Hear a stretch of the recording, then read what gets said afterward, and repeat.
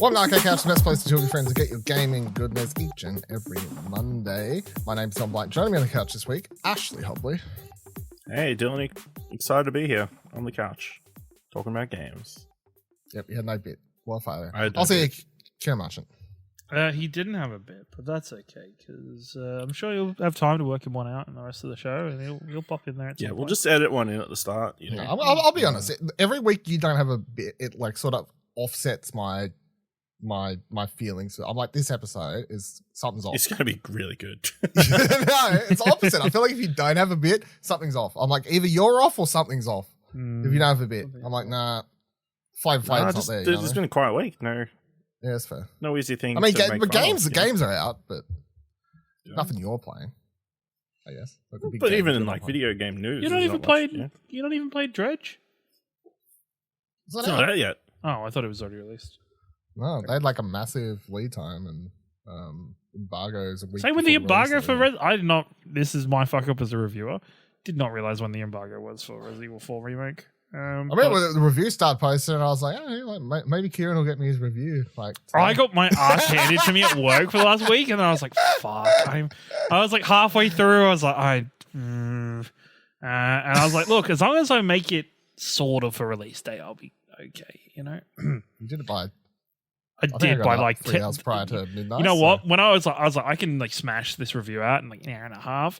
I think I sat there looking at my computer for like 3 hours that night, and I was like, I can't get everything to stick. It was hard, but I got there. And then Dill was like, "Yeah, this is the best thing you've written," and I think, and I was like, "Oh, well, shit, all right, improvement. That's pretty good. I know, right?" There you go. Okay, I had a week of good reviews, I think. And I haven't wrote any, so there you go. Slacking off. Slacking off, that's right. Well, rest on your laurels, as everybody else does the work. I mean, my that's job. no. Just sit over in Motherfucker. TV land with. Ashley. Fucking hell. Yeah, so this week on the show, talking about Resident Evil 4 in a moment, of course. I'm going to talk a little bit more about Bayonetta Origins, which I finished, and then we'll shout out to some of the reviews, including the aforementioned Dredge, and then go over just 2 news stories I got this week, because I want to talk about all the colourful things, colourful news stories. So, but let's start with it. Resident Evil 4 remake, or 2023, or however you want to. Anyway, it's just called Resident Evil 4. It is a remake, but they didn't call it Resident Evil 4 remake. They did the same as Dead Space. It's just called Dead Space. Dead Space, Resident Evil 4. Anyway, it's weird. Also, by the way, just how odd. It's sort of crazy that in the first 3 months of 2023, we had 2 highly regarded remakes of horror games. Sort of Of crazy. horror, like Anyway, classics, like both of them horror defined classics, their eras in a very different way. but in they both in did different it. generations, but Yeah. yeah. So Kieran, Resident Evil 4, you gave it a 9.5 in your review. Yes, I definitely think it's because I started reading it and I was like, this is like, because no offense, but sometimes like I'll be like, it's taking fucking like there's 2 paragraphs here where you just like I like to going wonder. I mean, to be fair, I used to like, yeah. I'll be completely honest.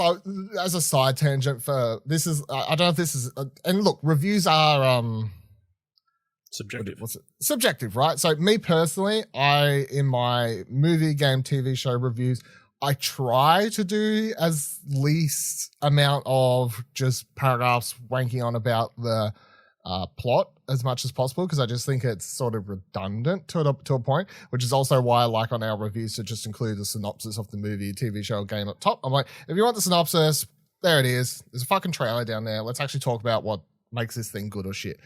So yeah, I did appreciate that when your review started, you were like, it just straight went into it. I was like, all right, Kieran, here we go. Yeah, so but yeah, so you gave it a 9.5. You very much liked it. Your one sort of bad thing is that you didn't like that they ruined the campy elements. But yeah, expand on. There's a couple of things I don't love about it. I think, look, as I said in my review, this is a continuation of Capcom's fantastic work on remaking their franchises and remaking the Resident Evil earlier titles. Now with Resident Evil 2, 3, and now 4 being remade. I think 4 is a very different challenge to Resident Evil 2 and Resident Evil 3 remake, because Resident Evil 2 and 3 were both made roughly around the same time, the same engine. They had the same kind of premise, where Resident Evil 4 went off the deep end a little bit. In many ways, was a very different game compared to those two. It was leading into the early points of the action adventure kind of genre and learning into that action fully. Stepping into this, I was immediately in awe of not only the visuals of this game, but also the audio design and general sound design of the game in total, because I think there's a lot of attention to detail and a lot of work been put into it. I love the new character models for all of the characters. In many ways, there are some odd characters in Resident Evil 4. A lot of the villains are very estranged and weird kind of characters. So to see those brought to life in a new modern fashion is great. I think the game itself for gameplay is fantastic.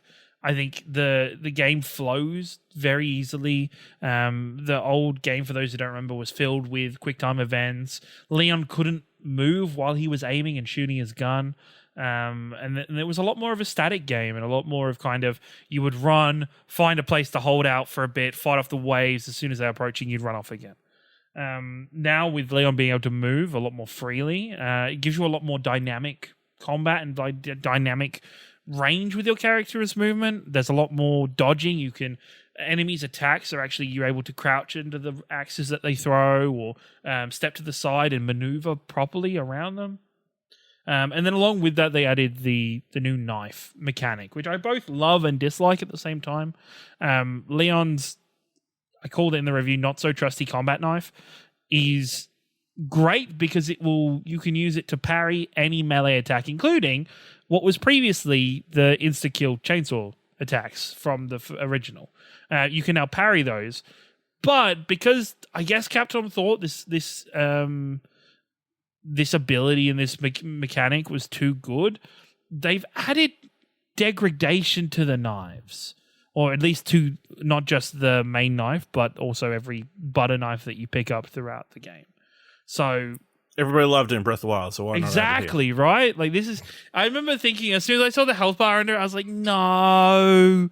Really? Why? I get it. This is your balancing mechanism, but please. But like you can take the knife and go get it repaired at the merchant afterwards, and I'll talk about my poor boy after a bit later. But like you can take it to the merchant, get it repaired. You can upgrade it as well as you can upgrade any of the weapons. They also added stealth into this game. What a 2023 edition that is, stealth. Leon can now, crouch, can do stealth takedowns of the enemy villagers and cultists that he finds. You can now creep around areas before you start the fight, and just swipe all the ammo and all the bits and pieces beforehand, which, especially in like the opening villager kind of level, is actually very useful and very good for new players. And then it gets onto like the game as a whole. I think everything gameplay wise, I would call an out and out improvement. I think everything gameplay wise, apart from deterioration, is fantastic.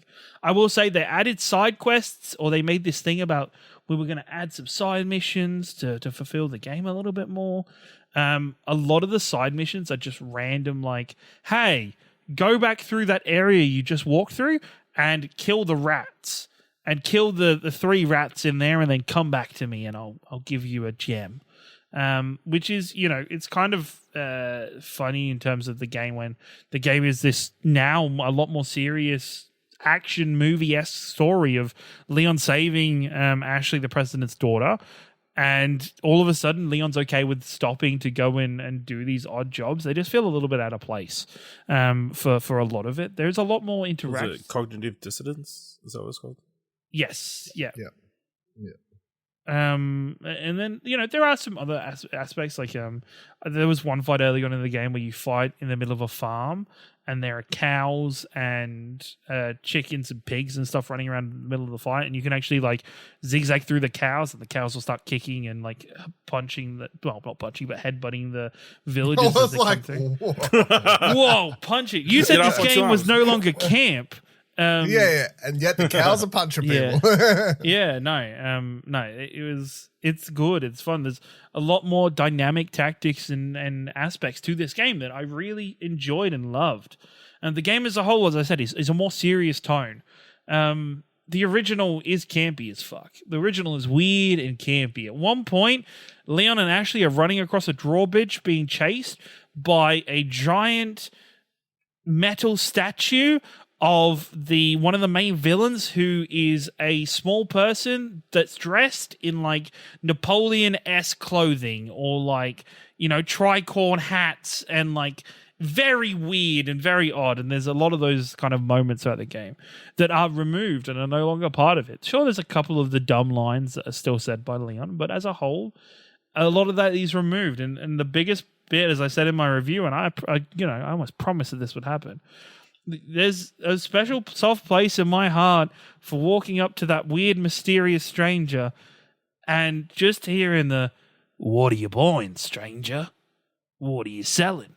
Like, just that kind of, like, Mind you of home. It does. It was that weird Cockney accent. It was very weird because you never understood why the fuck this merchant was helping you, or why he was here, or anything about it. But it was... He's a merchant. And now that they changed the voice actor, and it's kind of made a lot of his lines a lot more... Is he played by Chris Pratt now? No. No. It's more, instead of Cockney, I think it sounds more South African now.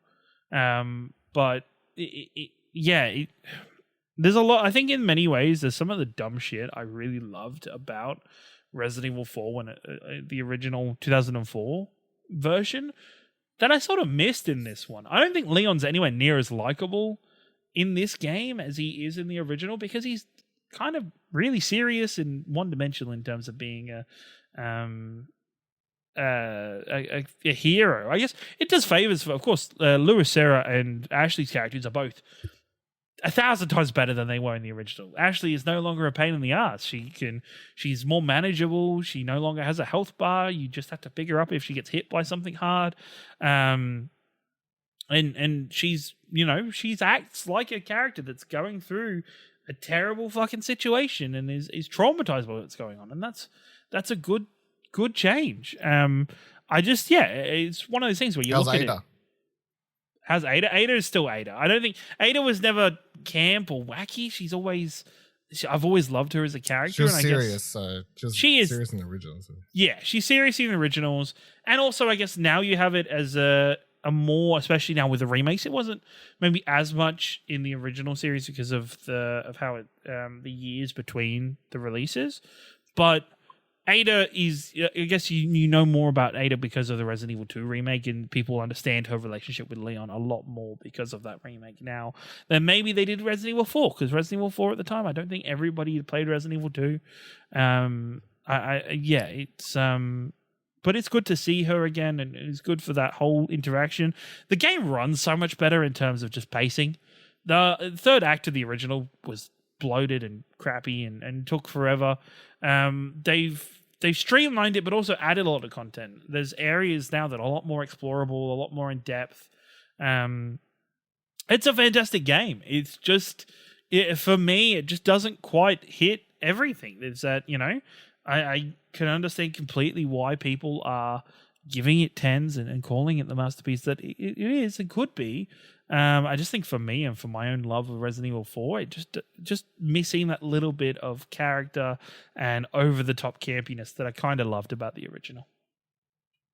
Here's my big question. Which is better, Dead Space Remake or Resident Evil 4 Remake? Dead Space Remake. Oof. Here we go. Or did I? What did you give the Dead Space Maybe remake? Maybe it is Resident Evil 4, because I don't think I gave the Dead Space Remake. No, that's your gut instinct. That's my gut, is that I enjoyed playing Dead Space more personally, but Resident Evil is a better remake. I think you gave it like a 9. You gave Dead Space a 9. Yeah. So it's much worse, is what we're saying. Much worse. It's 0.5 worse. No, I think scores are everything. Scores are everything. So Resident Evil 4, must be better. I don't know. Maybe retroactively that Dead Space should be bumped. Now you've told me that. I'll change my put. I'm going to get to change. Yeah, I'm going to put it up. But I just change the score. Yeah. I think they're both valuable and great to have on current gen consoles. I'm excited to see people who aren't, our age, who probably never played Resident Evil 4 when it was released, a chance to play it. I wish, I'm disappointed in Capcom that there wasn't a chainsaw-shaped controller for the game this time, but I'm excited for people to play this version of the game, and they'll have no issues. They will see this as a 10, and they will love it and adore it. And I think many people who play Resident Evil 4 will love it and adore it, as they are. It just depends on, I guess, your memories of Resident Evil 4 and how you connected with that game as a whole might just affect how you would connect with this version of that game. Question of the show: should they bother remaking Resident Evil 5 or 6? I was just thinking 6. No, I think 6 is just the black sheep that was just. I say yes for money. The thing is, I don't think 6 has the draw. I think 5 has the draw. Remaking 5, I think, works. 5 was, have I said this before? 5 was my very first Resident Evil game. Yes, I think I know that. Yeah. No, because you played it with your friend in split screen co-op. I played with my friend. I'd never played Resident Evil game until 5, so yeah. I think 5... so I sort of have a soft spot for 5. 5 has a great spot, but I think 5 is the most changeable out of the ones they've done so far. I think they could do a lot to improve the story and Chris Redfield. Well, they could fix the AI because everyone hated... what was her name? Shiva? It was something like that. Everyone hated her AI. That was one of the big complaints. And then the other thing was that the other thing they would obviously change is that game still had the old stop and shoot combat. Yeah. I think there's a lot you could change. And look, every time they've done these remakes, they get better because they're not only learning from doing the remakes, but they're learning from doing the new additions to the franchise, like with Village just being released. Like Resident Evil 4, the original was never a scary game. It was just an action game with like that's where they switched. That's where they switched. Action games. Like 4. 100%. And there are points in a lot of the game I'm feeling tense in Resident Evil 4 remake, and I think that comes from their understanding and teachings that they've got from Village. I think walking through the village and walking through the outside areas, creepy as fuck in Resident Evil 4 remake now. The start of Resident Evil Village is very reminiscent of Resident Evil 4. So yes, 100%, and I think they've used that and they've processed and they've pulled that together in this. I think Resident Evil 5 also Resident Evil 5, but switched the original Chris Redfield for like the Biohazard Resident Evil 8, like Village Chris Redfield. And I think that's much jacked better. Up. Yeah, jacked up more Redfield. Kind of less Boy Scout and a little bit more just like kind of renegade mercenary. Like do that shit. That shit's fun. The other thing with that game, I think it's funny because I remember reading reviews at the time, people complaining about the strain that breaks out that game and stuff. I'm like, but no one had any problems with the Resident Evil 4. Like, they're not zombies. They're not zombies. It's Las Plagas. Yeah, but in Resident Evil 5, they have another, like, they're not zombies, but they're something else. They're the same shit. It's the same Las Plagas. It's the same shit, is it? Yeah, it's the same stuff. Yeah. So, yeah, it's weird. And then Resident Evil 6 is just like... Resident Evil 6, I think, goes batshit because... Well, some people like... I know some people like the Chris side or whatever, but everyone hated the new character or whatever. Well, there's the one character that is Wesker's like son or clone or maybe it's nephew. That guy. Yeah. Look, it was almost like somebody from the Devil May Cry team had like got a hold of Resident Evil at that point and like kind of tried to Devil May Cry up Resident Evil. It just didn't really work, and it wasn't. The ongoing. You can tell they went too far down the action road because they start going down this action path with Resident Evil 4, and then by the time they reach the 6, they've gone so far that in order to get the train back on track, they switch to a first-person survival horror game. Yeah, so like they sort of like really rein it back in, sort of thing. All right. So since last week, I have finished Bayonetta, Origins, Cereza, and the Lost Demon. It was a lot longer than I thought it was going to be. I remember saying like, it'll probably be like 6 to 8 hours. It was like double that. It's probably like closer to 10 to 12 on average, sort of thing. Not that that's a complaint, but really, really good. I started writing my review last night and then suddenly I had like 3 review people that were like, here's a fucking review. I'm like, which is fine. I was like, everyone's like, here's all these reviews. I'm like, okay, I'll get back to this later. Like, so, but I'm sitting, it'll be around like an 8 to a 9, 8 at the lowest sort of thing, but see how I feel on that. I think the highest mark that I could give this as a Bayonetta fan is the fact that by the end of the game, I really felt like it did both like the game could serve as someone's introduction to the franchise very easily. There's no need for you to have played any of the others to enjoy this.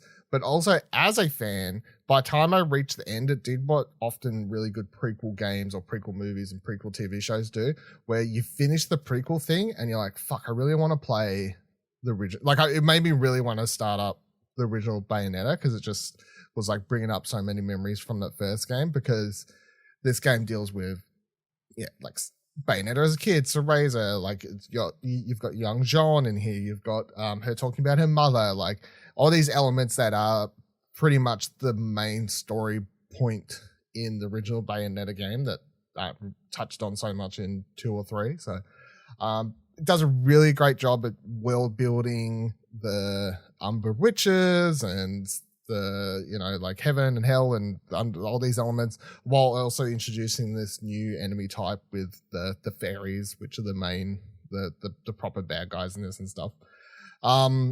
By the time you reach the end of the game, you get access to 4, well, the demon, I guess, but Cereza as well, but you get access to 4 different elemental types. So it becomes a thing of, say, enemies will come in, they'll spawn in these fairies, and they're like coated in a like fire shield, and you have to switch the demon Cheshire into a water form, so then you can like attack with a water stream to break their shield, so then you can go in and attack and all these sorts of things. Everything that I said last week still stands in that. I really enjoy. I understand why some people, maybe their brain just is like, I fucking can't handle this at all, but I enjoy the combat of having to control 2 characters at once. I think it's different and like it's cool. When I was looking around on Twitter the other day, I saw some people complaining that it's that whole, I can't remember the analogy that people were doing, like, it's like trying to do one thing with one hand and, like it's trying juggle. To rub your belly and tap your head. That thing, yeah, that analogy of trying to do that. And some people's heads, I think their brains are just like, I can't do it. Yeah, I can't do this. Yeah. So, but that's what the majority of the game is. You'll or at least the combat is, you've got to do these things where you've got to move Cereza. But I think once you realize that when Cheshire is attacking enemies, like he'll have the enemy aggro most of the time. It's only if an enemy gets near Cereza that they'll start attacking her. So it's sort of like you're not constantly moving them both. It's sort of like there's times where you'll be moving Cheshire and quickly moving Cereza and like dodge rolling out of the way. But for most time, you're like, I'll move her to a spot. I'll go in quickly with her, use like a stun spell, which is her main thing that she does, and then sort of dodge roll out of the way. So I'm back, and then I just get in with Cheshire and do the attacks, and then sort of come and go. It's not you don't need to be constantly moving both characters around. So I feel like that's where some people get so distracted.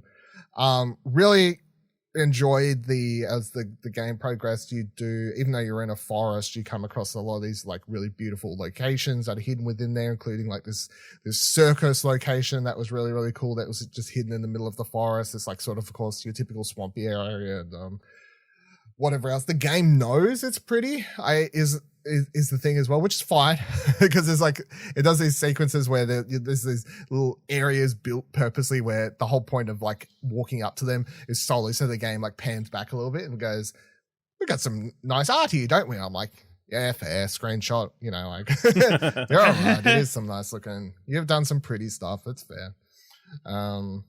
Yeah. Do they do that too much though? Like, would you say that's almost because like it's just basically every new area. Like you'll come into a place and there's sort of an overlooking area of the location you're about to come to, and you just do that typical thing of just looking over it and everything like that. So some of the puzzles are like not super hard, but they feel fun to solve as you control Cheshire to move Cereza around to get her up obstacles and these sorts of things between the two characters. Those moments are never. No, actually, no. There's one moment where I died a couple times because it was like you're in this area where something's like sort of closing in on you. So like from the back of the screen, and you're sort of running toward the screen, and you've got to use Cheshire to sort of clear path for Cereza, so you're trying to quickly control both characters at the same time. I died a couple times doing that one, so that is like a scratch your belly and whatever the thing is. What is it? Scratch your belly and pat your head. Yeah, that. Yeah, No, that. it's rub your belly and tap your head. Okay, No, rub that's your the way. belly You and could be tap you could your be head. scratching. Might I have can an do itchy that. belly. What's so hard about that? Is it actually hard? I'm doing it right Some now. It's not even hard. people can't describe. Yeah, like- so if you can't, I reckon that's a test. They should put it on the front of the game cover. If you can't do this, just so everybody knows, Don't play the can't game. see us anymore.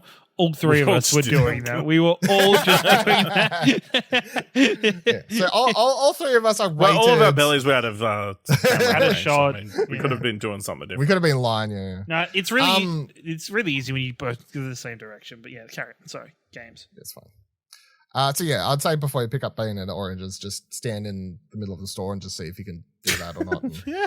And, if you Just if you play fail, Brothers, I guess. Brothers Yeah, is probably we'll have to go with very that. much readily available Yeah. on anything. yeah, it's probably been given out for free on nearly everything. So, yeah, really, really good. I would both hope that we continue to get core Bayonetta games, and I would love to see this Bayonetta Origins thing continue as well. Because it's not that it's like there's a cliffhanger at the end where it's like, oh, I can't wait to see what happens next. Like you could very much go from this to Bayonetta 1, but there's hundreds of years between this and the Bayonetta 1, like hundreds and hundreds of years of stuff to cover. So there's plenty of time to continue this Bayonetta Origins series, and you could build up.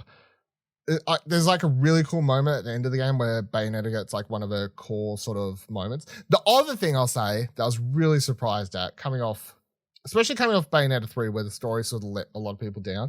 I'd say if the story in Bayonetta 3 let you down, this more than makes up for it, because this is surprisingly really well written to the point that out of all the things that I thought could happen, the relation, and I guess it's the point, because if this doesn't work, the game story doesn't really work. The relationship between Cereza and the lost demon, which is this demon that sort of gets trapped in her doll Cheshire, and then she's able to control and everything. The relationship between them by the end of the game is just weirdly really wholesome, because it starts as they hate each other. It does that typical thing where they've got to work together to overcome because they're sort of trapped in this scenario. But yeah, as the game continues and they end up having to work together, and this is a Bayonetta as Cereza where she's not the, she doesn't have the cool attitude that she has as an adult. This is a girl sort of scared. She's trapped on her own. She needs help. It's very different. So to see these two sort of overcome odds over and over again, it's sort of made for a much more wholesome Disney-ish story, I guess, or whatever else. I would suggest, if you like the look of the game but you don't really like the other Bayonetta games, I would still say that it's worth giving this a go, because I definitely feel like it's a lot of fun.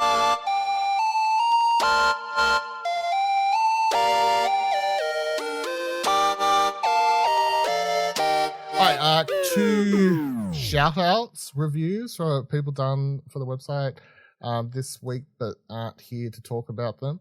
So we firstly had the Dredge that we've quickly talked about before, review posted up by one Buddy Watson, who was going to come talk about it if we'd recorded at 8 a.m. in the morning. I have this mental image of Buddy sat at his PC with his bowl of cereal and array of other breakfast snacks and a snot. It's like, I'm ready. I mean, you got to give him props, because he goes to bed at like 2-3 o'clock in the morning. So to be up at 8 o'clock, I think he's going to record. A lot of effort. Very, very true. Very, So, very true. it's your own fault. It's your own fault. So Buddy gave Dredge a 10 out of Big 10. Whoa! Not even Resident Evil 4 Remake could do that. No, not even that. He said, even though I had a high Dredge expectation... better than Resident Evil 4 Remake. Heard it here He first. said, even though I had high expectations, Dredge completely blew me out of the water. I expected a quaint fishing game, but delivers so much more. Dredge successfully blends a Lovecraftian fishing adventure RPG with gorgeous, vibrant art design and a subtle and powerful piano-led score.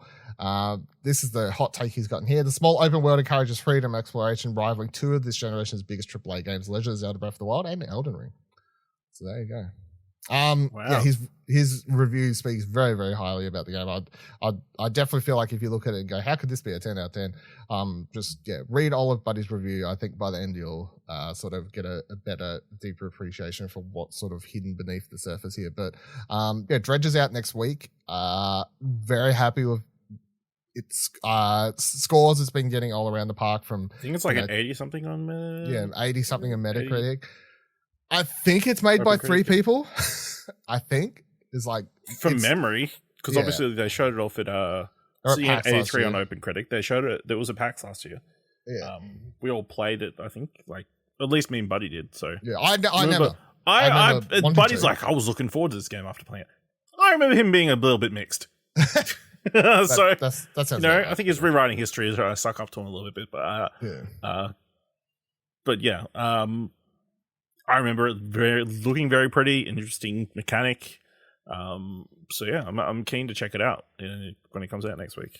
Yeah, actually read through all of Buddy's review. I haven't had a chance yet, but yeah. So he Dredge is so it's made by Black Salt Games, which is a New Zealand-based studio. I believe the studio is only 3 people, and then they've obviously had a few other people help out the games. But I think the studio is only like the people. The core studio is I think 3 people. So yeah, if this doing really well is awesome to see, of course.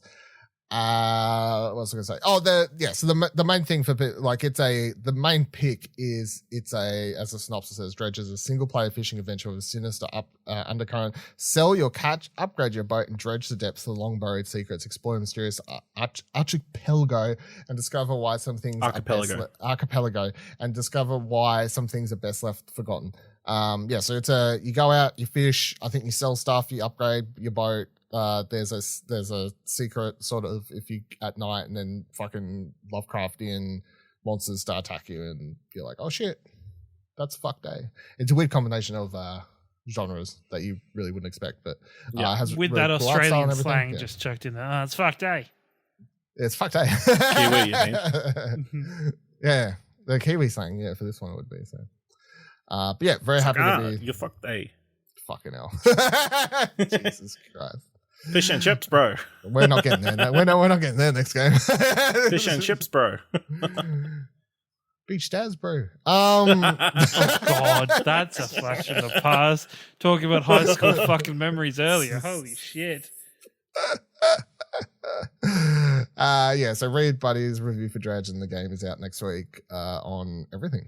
If you want to play that. And then we had Storyteller went up review by Will. He gave the game an 8, which basically means in a world of 10s and 9.5s that he hates it, I think. But no. So he gave it an 8. He said, Storyteller left me wanting more, which complements the strengths of its gameplay form and has helped by solid polish in the visual and audio departments. Solving one of its puzzles always felt good, even if there was only enough to challenge me for half an afternoon. So his main complaint, at least from editing and posting his review, seems to be that they're just there wasn't enough. There's not enough. He played it in 3 hours. He advises people to play it at a slower pace, not for one. He was reviewing it, so he sort of was trying to just he didn't know how long it was going to be. So possibly. You're trying to play it, make sure you can get it free. So, cool game though. So, do you remember seeing this one trailer, Ash? Because I think I was keen on it because obviously I thought you was keen on it. It's interesting puzzle mechanic of tdifferent, trying to tell different 3-cell cartoon, I guess, stories or whatever. Yeah. So yeah. Again, another game that's been received really positively. But yeah, it'll be interesting to see. Oh, yeah. So check it out myself. Yeah. Synopsis is Storyteller's an award. But start with a tile. Title, settings, and characters, and create a story that fits the story's description. Play with stories of love, intrigue, crime, monsters, betrayal, and more. So yeah, it's a puzzle game where you've sort of got to move tiles and people around to fit the story that's on that page, the setting and the title and everything, like make these things come together. It's on PC and it's also going to be on Switch. It was published by Annapurna Interactive, so I think it was in their showcase last year when they it was. like I think that revealed it. sounds right. Yeah, yeah. It sounds like it'll be a good Switch game. Like, Yeah, as Will pointed out, like every morning you get up, you play a couple puzzles. Yeah. With your morning coffee or whatever, and then you go about your day. Yeah, I think that's how I would prefer to play it myself. So he played it on PC and he's sitting there clicking around, which I'm sure is fine. I personally like the idea of just, Might have waking been on a up, Stream Deck. doing one. Will does not have a Stream Deck. I'd definitely prefer the idea of just waking up, doing 5 minutes on a Switch. That sounds a lot better than playing on a PC, but that's fine. Yeah, so if you want to read his full review, that will be in the show notes. All these things that we're mentioning, of course, over on explosionupper.com.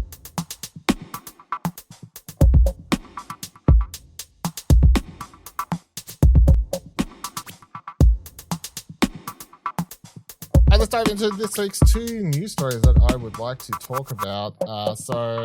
I'll give a quick shout out. I just remembered, since it was coming off talking about trail other games and stuff. The Future Game Show happened this morning as of recording, their new one.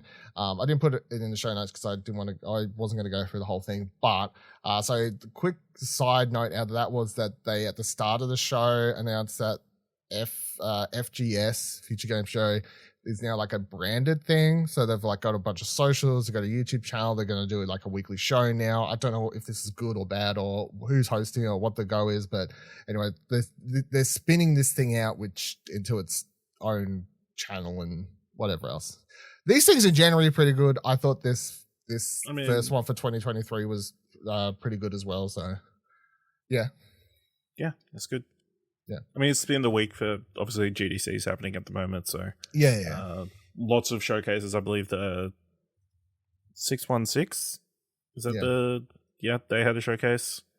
The Kind of Funny had like a big stream. Kind of Funny had an indie showcase. Stream. They did a Unreal Engine showcase thing. Epic. Man, where the Fortnite's going to be a big. Yeah, so that was crazy. So the one, there was a couple games I was just going to quickly shout out as I quickly scroll here. There was a Wrestle Story was a game. I was like, this is the one I'm looking forward to. And I was like, nope, it's a different wrestling game. Different Wrestle Quest. So there's Wrestle Story and Wrestle Quest, both apparently coming out this year. So if you're down for... Do you reckon the one was called the other and then they had... I don't know. It's fucking a bit weird that in the same year there's 2 indie wrestling games, but... Wrestle Quest has been on the horizon for a long time. Wrestle Story jumping in here on its coattails, trying to take over, But now we've got a WWE and AEW. And there's WWE and AEW games, so fucking more than enough wrestling games for most people to get their head around. Yeah, it's going to be a big year. Big year for wrestling. There was a game called Pizza Possum, which is sort of reminded me of Untitled Goose Game to a degree, only because you play as this possum where you're like sort of running around and like trying to steal food and hiding in bushes and stuff. So that's kind of fun. They showed off this VR game that I remember seeing announced like 2 years ago or something like that. And they showed a bit more of that. It's called Lo-Fi. I don't think it was called that last time I saw it, but it's basically Blade Runner the game. So that looks fucking awesome is what I'd say about that. And shout outs, Primordials Legends, Hollow Hero was in here. The Australian Wombat Still game. going? That was the Australian Wombat game that was at PAX last year. That was in the showcase. So that's very cool for them to be as that. Because they talked about it at the show that they were struggling with their Kickstarter and all these sorts of things. So for them to be part of this showcase, I thought was pretty cool. I was talking about like sort of mean to say, but on the opposite end, someone who had massive Kickstarter success was Mika and the Witch's Mountain, which fucking. Their Kickstarter was well past their goal when that finished last month. This is like the Witch delivery game where you sort of, I think I talked about playing the demo a couple weeks back. It's like Kiki's Delivery Service, right? Yeah, Kiki's Delivery Service, that game. So that had a trailer in here as well, and that was really cool. Avoiding trademarks again. Pretty much. And then the last one I'll give a shout out to is if you like horror games, they announced this at the end of the show. The last game they announced looked absolutely fucked. Like I was watching it going, Ash would hate this game. So it's a game called Paranormal Tales PT Oh!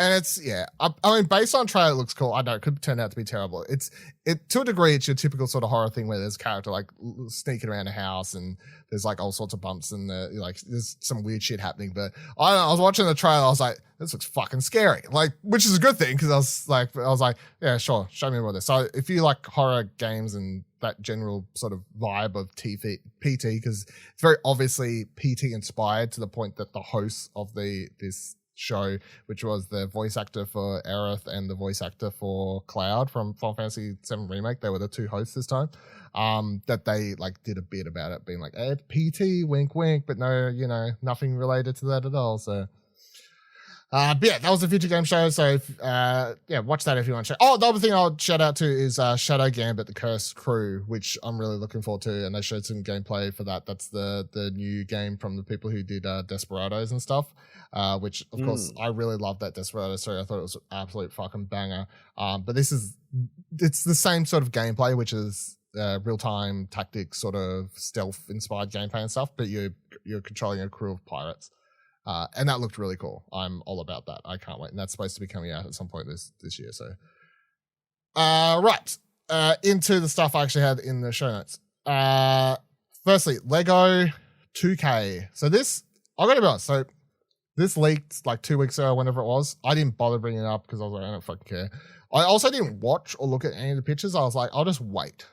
And I'm sort of glad I did because I put this trailer on today on my big TV when I got home from work, and I'm sitting there going, holy fuck, if I was a child, this game would blow my mind. I feel like this is everything I would have wanted to play as a kid. I know I had Lego games as a kid, like had there was some Lego games on what like I was playing, but man, this looks fucking, tell me if I'm wrong, this shit looks cool.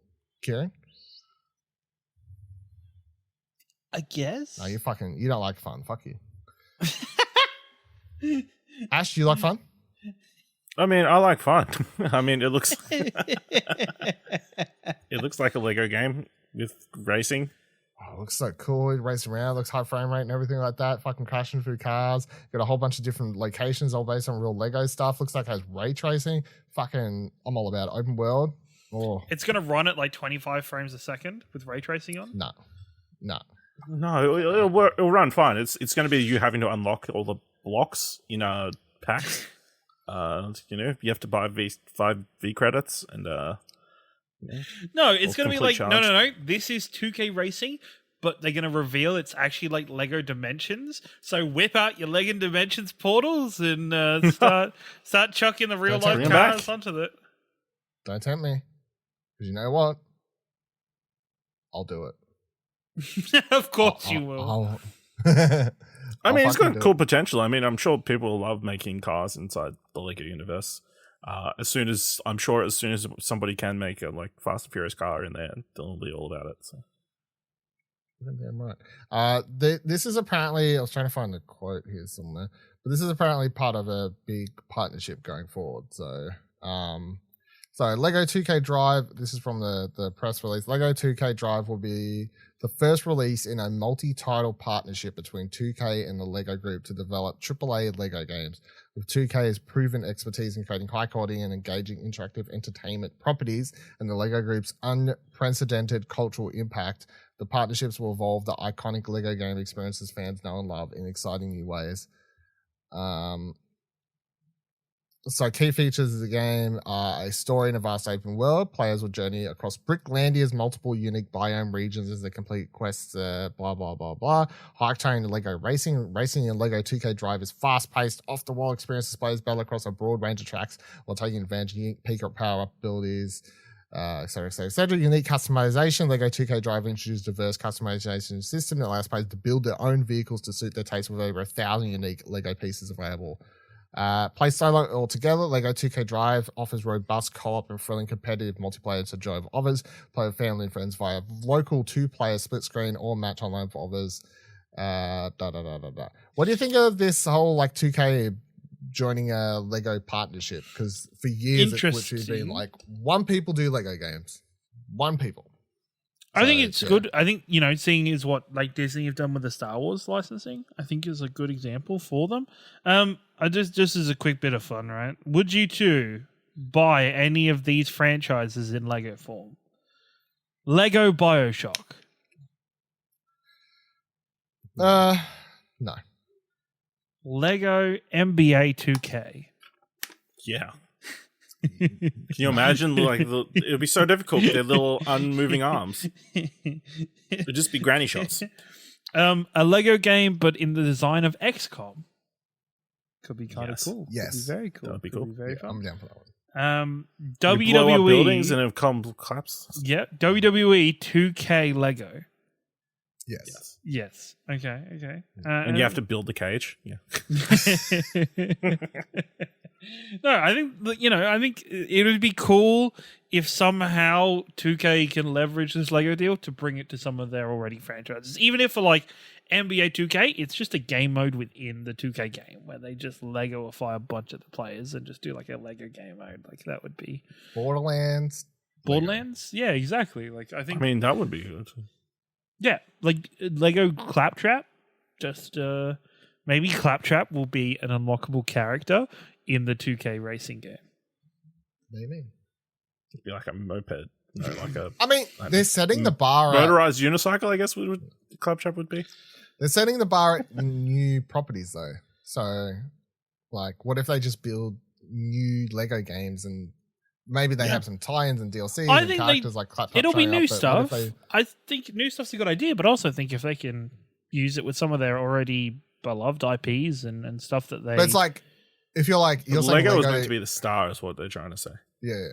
What if instead of Lego XCOM, it's just a Lego XCOM like game?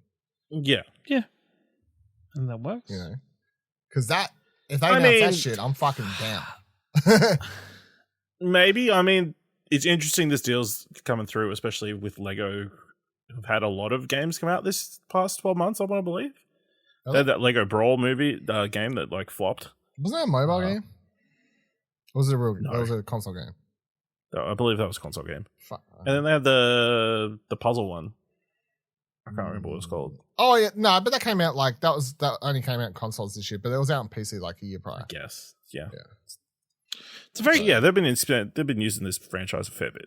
It's a very close release date considering that they're only just announcing it. Like that's 2 months away, like two-ish months away. Like Lego Disney's Speedstorm must be shaking its boots. I'm fucking keen for that, by the way, as a side note, because of course I am. Of course you are. Yeah, I like kart races. I like Disney properties. Like I'm keen for them to be a maybe good game. If it's a good game, I'm down. So we'll see. I think that's out like next month as well. So yeah, boy. Last news story. I just wanted to. Lego Brick Tales only came out. I don't think it came out on PC. You fucking right. Fucking what, mate? You want to fucking go? You fucking Lego Brick Tales. It only came out last year. What game are you talking about? Let me Google this. It's like an adventure game with like different biomes and stuff.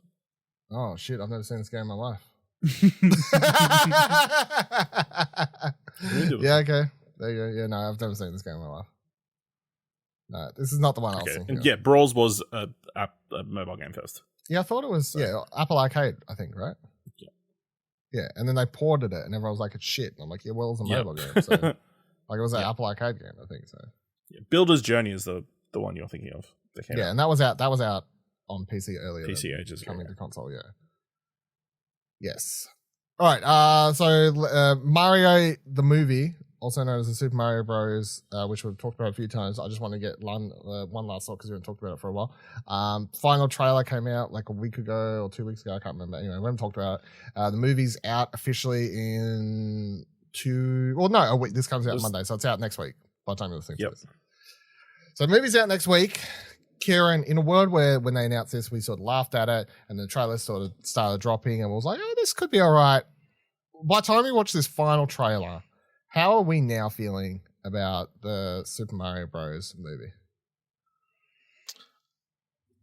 I'm still on the fence whether I want to go see it or not. You know, like what? Ash's face. Ash's face. I just can't believe it. it looks good, but at the same time, do I want to go see it? Probably not. I'll probably just wait for it to be on Netflix. Do I want to go and support Chris Pratt? Is what you're saying? You know, I feel like I'm okay with saying no to that question. I feel like I'm all right with saying that. That's what you're bringing it down to. I mean, there's more people than just Chris Pratt. You know. I take it you're excited for this, Dinesh? I'm pretty excited, yeah. It looks good. Everything we've seen go pretty good. This last trailer was really good. With the little star thing, you know, bringing back the old childhood trauma shit of like, we're all going to die. The only thing we would look forward to is the sweet release of death. Yeah. Love that. Love that for everybody. Yeah, I'm on the side of. I'm sorry, I'm on the side of Ashy. I'm pretty. No, of course you are. No. You got fire, Donkey Kong. It's like, yeah. I think this looks pretty fucking good, to be honest. Like, I remember like watching the last trailer and being like, they sort of done it. Like, it's not. But to be fair, the story could be bland as anything for a winner. But everything else looks fantastic. Yeah, I mean, animation-wise, it just looks really, really good. It looks. I mean, like it could just be like the story could be so bland that it's just a matter of getting to point A to point B to point. You know what I mean? Also, just enjoy the. It's like getting to set piece to set piece to set piece. Well, I mean, it's a road trip to a degree, I guess. They're trying to save someone, that whatever else. But there's so many like small jokes that just work for me. Like at the start, where in the last trailer, where Bowser's just like, my Coopers and my whatever's, and it's like, whatever those guys are. Poor Spinies. Yeah. I think it's just like a small jokes, the things. The fact that they've got these new carts in the trailer, and they talked about them in the Nintendo Direct a little bit more, because it's still weird they do Nintendo Directs for these trailers, but I liked in that the directors, I think it was the directors, yeah. They talk about how the design aren't, not all of the carts are official Mario Karts, but they still like tried to fit them in with the game and stuff. And I'm like, look, to be honest, if I would have never questioned it, I thought they were all just legit Mario Kart carts. You know, they all look legit to me. So, but yeah, and they're on Rainbow Roads. Like it's like Mad Max Fury Road. Like that track's dangerous as fuck.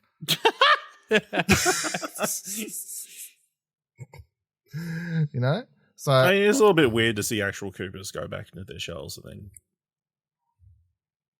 like just get knocked once and they just go into the shells and then get thrown around all over the place. It doesn't feel as good as they're much more sentient in this, and it's a little bit weird. So I'm gonna go watch. Me and Ash are both gonna go watch this on. Ash has got invited to a screening. I'll pay for my ticket, but we'll both go watch it on day one. Here's my prediction. The 5th of April. Yeah. Here's my prediction. If the movie is good and Twitter blows up on that day or the day prior, where everyone's saying this movie is fucking the best thing ever, Kieran's going to go watch it. Oh, absolutely. You know what? The FOMO is going to hit you like a fucking. No. I'm already. How like, high a score does it need to get? The thing is, it doesn't need to be a score. It's everybody's 9.5. like, if everybody's like, I love it, it's great, it's fantastic, I'll probably go see it. You know, it's you know, it's like I have no interest in going to see the Dungeons and Dragons movie. Which what? Out of Ash reckons it's good. It is a lot of fun. Yeah, I think you'll enjoy it. I also want you to come and talk about it on 41.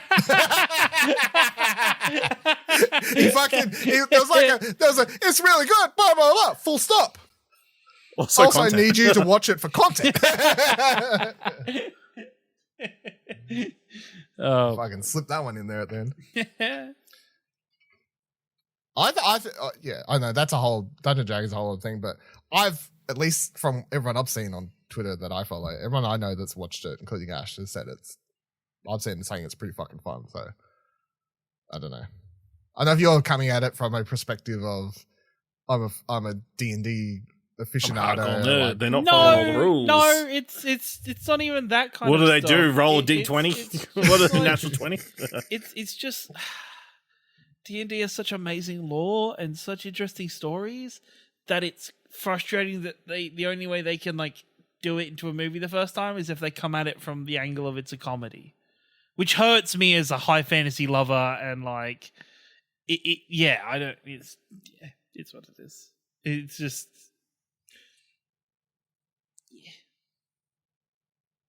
I mean, they tried to do it super serious once before. I don't know if you know. That was in the 1990s. Yeah, I own both those movies. So. They weren't good movies, but they were also really low budget and like really just yikes. Yeah. You know, because every single D&D campaign out there is super serious. No. Yeah. That's the thing, right? And it's the same thing. I don't love super comedy D&D. Like I as I am with video games, I love stories. I love depth. I love characters, and everything about the Honor Among Thieves that I've seen is just really shallow and just, hey, we're here to laugh and have fun and stuff. And it's like, oh, that's cool, but not really my cup of tea. They're not going to show you all the deep shit in the trailer. Deep shit doesn't sell.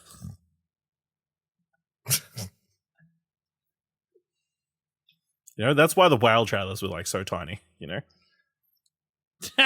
It's like, here's Brendan Fraser.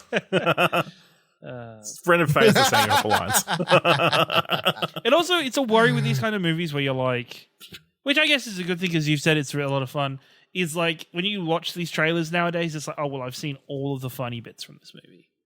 I've seen every bit that would make me laugh already.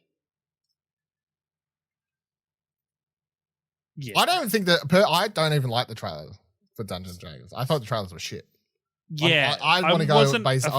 Yeah. I hate the fact that the musical choice in the main trailer, the fucking whatever song that plays, I can't remember. It's like it's a modern rock song that plays in the main trailer. It sort of annoys me. They've done the whole like Thor thing. Yes, well that's the way to go now, right? Anyway, Mario looks good. You know, Mario. Games. Mario looks good. And it's wild to think we're in a year where The Last of Us, which, by the way, Kieran, you finished that? Last of Us? No? You fucking suck, man. You suck so bad. What a piece of shit. What a piece of shit. How far did you get?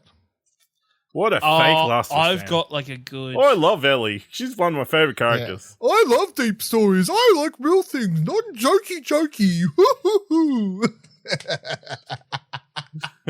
I want to take my beloved franchises seriously. I got my real serious video game adaptations. I'll support them. I just haven't gone around to finishing it yet, you fuck. It's been 2 weeks since the finale came out. I don't care, Ashley. What episode you up to? Like episode 5, I think it is. I just fell off and just. What? That's all. Not even just over halfway. Yeah, like it's just, and it tends to be how I am with these TV shows. And it's just all TV shows is I just fall off watching them every week, and then eventually I'll go back and just watch them all. We watch anime every week. You know, yeah, if it was animated, it'd be all over. That's the thing. If it was in Japanese, I go through phases, but I haven't watched Vinland Saga weekly for the last couple of weeks. I haven't been like up to date on Blue Lock. Like I've been delayed on Blue Lock. Do you want to like go into binge? I reckon you can put on the Japanese dub. What is this shit? What? Can we just end the show? This is just turned into taking shots at Kieran. Like this is a pretty solid roast. This is what is going on? Let me call some friends. I want to see who wants to come to the roast of Kieran Marchant. Fucking everybody, because it's easy pickings apparently. Now. All right, let us know any comments, questions, so if you would like to come to the Roast of Kieran Marchant officially, which we'll do on twitch.tv/Explosion Network. You can let me know. ExplosionNetwork.com/Twitter, ExplosionNetwork.com/Discord would be the place to do that. And if you like this episode, thought it was worth $1, on over to our Ko-fi page, ExplosionNetwork.com/support to buy us a coffee. Check out this week's episode of Arcade Couch Between the Cushions to find out why else you should support us over at Ko-fi. Yeah. If you donate, I think $16.99, I might be able to buy Kieran a bag of cement. Next time, same couch. Goodbye.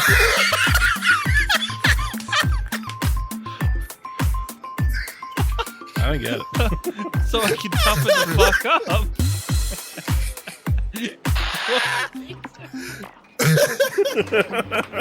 up.